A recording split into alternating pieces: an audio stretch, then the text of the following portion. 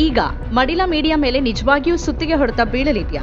ಭಟ್ಟಂಗಿ ಚಾನೆಲ್ಗಳ ಮಾಲೀಕರು ಗಮನಿಸಿ, ಸಂಪಾದಕರಲ್ಲ, ಚಾನೆಲ್ಗಳ ಮಾಲೀಕರ ಹಿತಾಸಕ್ತಿ ಸಂಘರ್ಷ ನಡೀತಾ ಇದೆಯಾ? ಅಂತಹ ಚಾನೆಲ್ಗಳ ಮಾಲೀಕರು ಸಂಸತ್ತಿನ ಮುಂದೆ ಹಾಜರಾಗೋಕೆ ಸಾಲುಗಟ್ಟಿ ನಿಲ್ಲಬೇಕಾಗತ್ತಾ? ಚಾನೆಲ್ ಅನ್ನೋ ಬಿಳಿಯಾನೆ ಸಾಕ್ತಾ ಇರೋರ ಹಲವು ಉದ್ಯಮ ಹಿತಾಸಕ್ತಿಯ ರಹಸ್ಯಗಳು ಬಯಲಿಗೆ ಬರುವ ಕಾಲ ಬಂದಿದೆಯಾ? ಟಿಎಂಸಿ ಸಂಸದ ಡೆರೆಕ್ ಒಬ್ರಿಯನ್ ಸಂಸತ್ತಿನಲ್ಲಿ ಬಲವಾದ ಬೇಡಿಕೆಯನ್ನ ಎತ್ತಿದ್ದಾರೆ. ಬಹುಮುಖ್ಯ ವಿಷಯವೊಂದನ್ನ ದೇಶದ ಮುಂದಿಟ್ಟಿದ್ದಾರೆ. ಡೆರೆಕ್ ಒಬ್ರಿಯಾನ್ ಹೇಳಿರೋ ವಿಷಯ ಈ ಸಮಯದಲ್ಲಿ ದೇಶದ ಬೇಡಿಕೆಯಾಗಿದೆ. ಮಡಿಲ ಮೀಡಿಯಾದ ತಪ್ಪುಗಳನ್ನ ಎತ್ತಿ ತೋರಿಸೋದ್ರಿಂದ, ಮಡಿಲ ಮೀಡಿಯಾಗಳ ನಾಚಿಕೆಗೇಡಿತನದ ಬಗ್ಗೆ ಹೇಳೋದ್ರಿಂದ ಮಡಿಲ ಮೀಡಿಯಾ ನಮ್ಮ ದೇಶದ ಪತ್ರಿಕೋದ್ಯಮವನ್ನ ಹೇಗೆ ನಾಶಪಡಿಸಿದೆ ಅನ್ನೋದು ಸ್ಪಷ್ಟವಾಗುತ್ತೆ. ನಾವು ಆಳುವವರ ಭಟ್ಟಂಗಿತನ ಮಾಡುವ 2-3 ಆಂಕರ್ಗಳನ್ನ ಟೀಕಿಸ್ತೇವೆ, ಒಬ್ರೋ ಇಬ್ರೋ ಸಂಪಾದಕರನ್ನ ಟೀಕಿಸ್ತೀವಿ, 1 ಅಥವಾ 2 ಚಾನೆಲ್ಗಳನ್ನ ಟೀಕೆ ಮಾಡ್ತೀವಿ, ವಿಷಯ ಅಲ್ಲಿಗೆ ಮುಗಿಯುತ್ತೆ. ಆದ್ರೆ ನಾವು ಮಡಿಲ ಮೀಡಿಯಾ ಅಥವಾ ಮೋದಿ ಮೀಡಿಯಾ ಅಂತ ಕರೆಯುವ ಮಾಧ್ಯಮ, ಸರ್ಕಾರದ ದಲ್ಲಾಳಿ ಅಂತ ನಾವು ಆರೋಪಿಸುವ ಮಾಧ್ಯಮ ವಾಸ್ತವವಾಗಿ ಯಾವುದೇ ಆಂಕರ್ ಅಥವಾ ಸಂಪಾದಕರ ಆಟವಲ್ಲ, ಬದಲಾಗಿ ಅದು ಚಾನೆಲ್ ಮಾಲೀಕರ ಆಟ.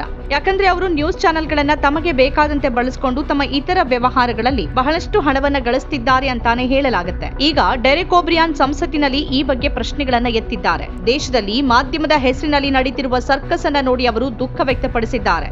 ದೇಶದ ಎಲ್ಲಾ ಮಾಧ್ಯಮ ಮಾಲೀಕರು ಅಂದ್ರೆ ಈ ದೊಡ್ಡ ಚಾನೆಲ್ ಮಾಲೀಕರು ತಮ್ಮ ಹಿತಾಸಕ್ತಿ ಸಂಘರ್ಷದ ವಿವರಗಳನ್ನ ಬಹಿರಂಗಪಡಿಸಬೇಕು ಅಂತ ಅವರು ಬೇಡಿಕೆ ಇಟ್ಟಿದ್ದಾರೆ. ಹಿತಾಸಕ್ತಿ ಸಂಘರ್ಷ ಅಂದ್ರೆ ಅವರು ನಡೆಸುತ್ತಿರುವ ಚಾನೆಲ್ನಿಂದ ಅವರು ಇತರ ಯಾವ ಪ್ರಯೋಜನಗಳನ್ನ ಪಡಿತಿದ್ದಾರೆ ಅನ್ನೋದನ್ನ ಅವರು ಹೇಳಬೇಕು ಅನ್ನೋದು ಒಬ್ರಿಯಾನ್ ಅವರ ಒತ್ತಾಯ.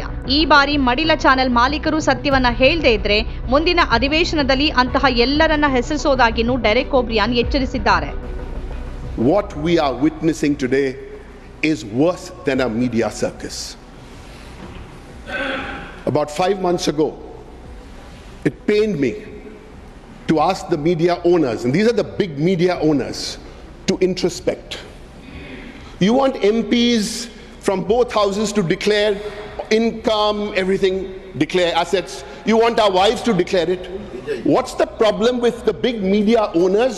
Do not declare their conflict of interest. And the media owners, the biggest names of industry, some of them, I will call you out in the next session of Parliament if you don't show a little bit of introspection. Don't push us into this. What's going on? ದೇಶದ ಮಾಧ್ಯಮ ಕ್ಷೇತ್ರವನ್ನ ಮುಖ್ಯವಾಗಿ ಇಬ್ಬರು ದೊಡ್ಡ ಉದ್ಯಮಿಗಳು ಆಳ್ತಿದ್ದಾರೆ. ಒಬ್ರು ಅಂಬಾನಿ, ಮತ್ತೊಬ್ರು ಅದಾನಿ. ಅದಾನಿ ಅವರಿಗೆ NDTV ಸಮೂಹ ಇದೆ. ಅಂಬಾನಿಗೆ ನ್ಯೂಸ್ 18 ಇಂಡಿಯಾ ನೆಟ್ವರ್ಕ್ ಇದೆ. ಅದು TRPಯಲ್ಲಿ ನಂಬರ್ 1. ನ್ಯೂಸ್ 18 ಇಂಡಿಯಾ ದಿಲ್ಲಿಯಲ್ಲಿ ಆಂಗ್ಲ ಹಾಗೂ ಹಿಂದಿ ಚಾನೆಲ್ಗಳನ್ನ ಹೊಂದಿದೆ. ಜೊತೆಗೆ ಪ್ರತಿಯೊಂದು ರಾಜ್ಯದಲ್ಲೂ ಅದರ ಪ್ರಾದೇಶಿಕ ಚಾನೆಲ್ಗಳಿವೆ. ನ್ಯೂಸ್ 18 ಇಂಗ್ಲಿಷ್ ಹಾಗೂ ಹಿಂದಿ ಚಾನೆಲ್ ಮೋದಿಯವರ ಮುಖವಾಣಿಯಂತೆ, ಪ್ರಾದೇಶಿಕ ಚಾನೆಲ್ಗಳು ಆಯಾ ರಾಜ್ಯದ ಮುಖ್ಯಮಂತ್ರಿಗಳ ಮುಖವಾಣಿಯಂತೆ ಕೆಲಸ ಮಾಡುತ್ತೆ. ಈ ದೇಶದ ಹೆಚ್ಚಿನ ರಾಜ್ಯಗಳಲ್ಲಿ ಯಾವ ಪಕ್ಷ ಅಧಿಕಾರದಲ್ಲಿದೆ ಅನ್ನೋದು ನಿಮಗೆ ಗೊತ್ತೇ ಇದೆ. ಚಾನೆಲ್ ಹೊರತುಪಡಿಸಿ ಅಂಬಾನಿ ಒಡೆತನದಲ್ಲಿ ದಿ ಕ್ವಿಂಟ್ ಮತ್ತು ಫಸ್ಟ್ ಪೋಸ್ಟ್ ಎಂಬ ಹೆಸರಿನ ಬಹಳ ಪ್ರಸಿದ್ಧ ವೆಬ್ಸೈಟ್ಗಳಿವೆ. ದಿ ಕ್ವಿಂಟ್ ನಲ್ಲಿ ಒಂದಷ್ಟು ಜನಪರವಾಗಿ ವರದಿ ಮಾಡಲಾಗುತ್ತೆ, ತನಿಖಾ ವರದಿಗಳನ್ನು ಆಗಾಗ ಪ್ರಕಟಿಸಲಾಗುತ್ತೆ.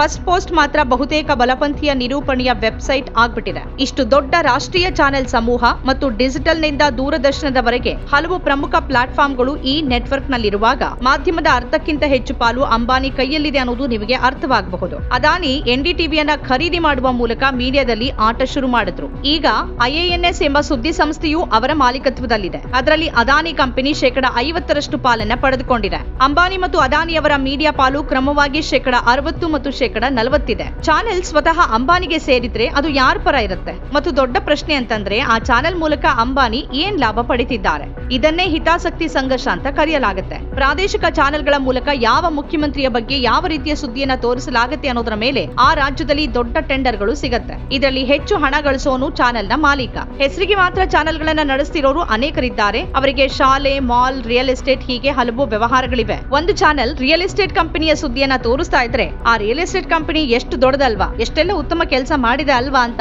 ವೀಕ್ಷಕರು ಭಾವಿಸ್ತಾರೆ. ಆದ್ರೆ ಆ ಚಾನೆಲ್ ಮಾಲೀಕ ರಿಯಲ್ ಎಸ್ಟೇಟ್ ಕಂಪನಿಯಲ್ಲಿ 20% ಪಾಲನ್ನ ಹೊಂದಿರೋದು ವೀಕ್ಷಕರಿಗೆ ತಿಳಿದಿರೋದಿಲ್ಲ. ಹೀಗೆ ರಿಯಲ್ ಎಸ್ಟೇಟ್ ಕಂಪನಿಯ ಪ್ರಚಾರಕ್ಕೆ ಒಂದು ಚಾನೆಲ್ ಬಳಕೆಯಾಗುತ್ತೆ. ಇದನ್ನ ಹಿತಾಸಕ್ತಿ ಸಂಘರ್ಷ ಅಂತ ಕರೆಯಲಾಗುತ್ತೆ. ಇದರ ಬಗ್ಗೆನೇ ಈಗ ಡೆರೆಕ್ ಒಬ್ರಿಯಾನ್ ಪ್ರಶ್ನೆಗಳನ್ನ ಎತ್ತಿದ್ದಾರೆ. ಮತ್ತದು ಬಹಳ ಪ್ರಸ್ತುತವಾದ ಪ್ರಶ್ನೆ. ಯಾಕಂದ್ರೆ ದೇಶದಲ್ಲಿ ಮಾಧ್ಯಮಗಳು ಸೃಷ್ಟಿ ಮಾಡಿರುವ ಸ್ಥಿತಿ ಎಂಥದ್ದು ಅಂತಂದ್ರೆ ಅವು ದೇಶದಲ್ಲಿ ಕೋಮುವಾದವನ್ನ ಹರಡ್ತಿವೆ, ದ್ವೇಷ ಹರಡ್ತಿವೆ, ಸರ್ಕಾರದ ಕೈಗೊಂಬೆಯಾಗಿವೆ. ಆದ್ರೆ ಇದಕ್ಕೆ ನಿರೂಪಣೆ ನಿರ್ಮಾಪಕರು ಮತ್ತು ಸಂಪಾದಕರು ಮಾತ್ರ ಕಾರಣರಲ್ಲ, ಅವರು ಬರೀ ಕಾಲಾಳುಗಳು. ಮೊದಲ ಹೊಡೆತ ತಿಂದು ಬೀಳೋರು ಅವರೇ.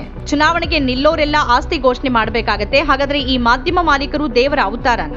ಅವ್ರ್ಯಾಕೆ ಚಾನೆಲ್ನಿಂದ ಎಷ್ಟು ಹಣ ಗಳಿಸಿದ್ದಾರೆ ಮತ್ತು ಆ ಚಾನೆಲ್ ಹೆಸರಿನಲ್ಲಿ ಇತರ ಕಂಪನಿಗಳಲ್ಲಿ ಹೂಡಿದ ಹೂಡಿಕೆಗಳಿಂದ ಎಷ್ಟು ಹಣವನ್ನ ಪಡಿತಿದ್ದಾರೆ ಅಂತ ಯಾಕೆ ಬಹಿರಂಗಪಡಿಸಬಾರದು?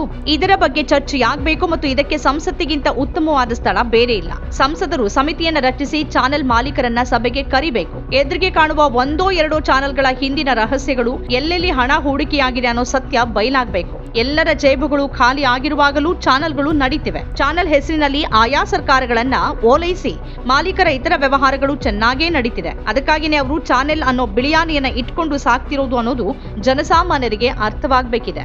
ನಮ್ಮ ಕಾರ್ಯಕ್ರಮಗಳನ್ನ ನೀವು ನೋಡ್ತಾ ಇದ್ರೆ ನಮ್ಮ ಚಾನೆಲ್ ಅನ್ನ ಸಬ್ಸ್ಕ್ರೈಬ್ ಮಾಡಿ, ಪಕ್ಕದ ಬೆಲ್ ಐಕಾನ್ ಒತ್ತಿ ನಮ್ಮನ್ನ ಬೆಂಬಲಿಸಿ. ಹಾಗೆ ನಮ್ಮ ಕಾರ್ಯಕ್ರಮಗಳನ್ನ ಲೈಕ್ ಮಾಡಿ, ಕಮೆಂಟ್ ಮಾಡಿ, ಅದನ್ನ ಬೇರೆಯವರಿಗೂ ವಾಟ್ಸ್ಆಪ್ ಮೂಲಕ ಶೇರ್ ಮಾಡಿ. ನೀವು ಹೀಗೆ ಮಾಡಿದಾಗ ನಮ್ಮ ಚಾನೆಲ್ ಇನ್ನಷ್ಟು ಮತ್ತಷ್ಟು ಜನರಿಗೆ ತಲುಪಲು ನೀವು ನಮ್ಮೊಂದಿಗೆ ಸಹಕರಿಸಿದ ಹಾಗಾಗುತ್ತೆ. ಇದು ನೀವು ಯಾವುದೇ ಖರ್ಚಿಲ್ಲದೆ ಕೆಲವೇ ಸೆಕೆಂಡುಗಳಲ್ಲಿ ನೀಡಬಹುದಾದ ಸಹಕಾರ. ಧನ್ಯವಾದಗಳು.